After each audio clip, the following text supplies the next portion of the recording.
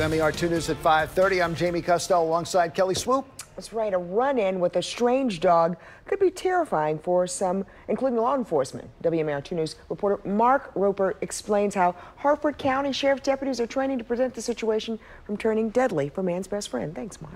Well, Jamie and Kelly, the Harford County Sheriff's Department has a virtual reality type training simulator that it uses to prepare deputies for potentially dangerous encounters with the suspect. But now that simulator has gone to the dogs.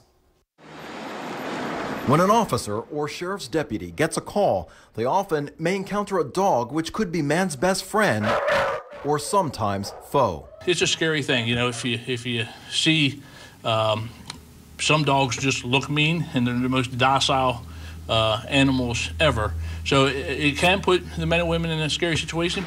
And in some situations, that could cause law enforcement to use deadly force to protect themselves and others. My mindset was one of, if an aggressive dog came at me, I would have drew my weapon and shot it, because we were, at that time, considering dogs just as property. They weren't considered family members like they are today. Squad 470. It's why the Harford County Sheriff's Office is testing out its virtual reality simulator that's usually reserved for training deputies on how to interact with people with scenarios involving dogs. So they can determine whether a dog's being aggressive or if a dog's just being passive in a certain way. They can learn that in the simulator where it's safer, transfer that to the road, so when they go on these calls, they can better handle the animals.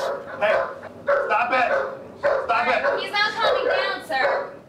Can you go ahead and control him, sir? Such as with voice commands, pepper spray, or a taser. Dogs are now part of the family. They're just like one of your children, and they mean a lot. So when an officer's involved in a shooting, whether it's justified or not justified, it really rips at the community. And law enforcement officers who learn how to interpret a variety of animal behaviors, from playful to aggressive, may not only save the lives of dogs, but save the communities they serve money. The courts have held in cases where there's an unnecessary use of force that there's damages attached. So any time in any element of police work, including these types of situations, you know, an agency could be subject to a court's ruling against it. And the virtual system cost the county about $350,000, but Harford County taxpayers weren't the ones to foot the bill. The training simulator was paid for by drug dealers and their assets that were seized by the Harford County Drug Task Force.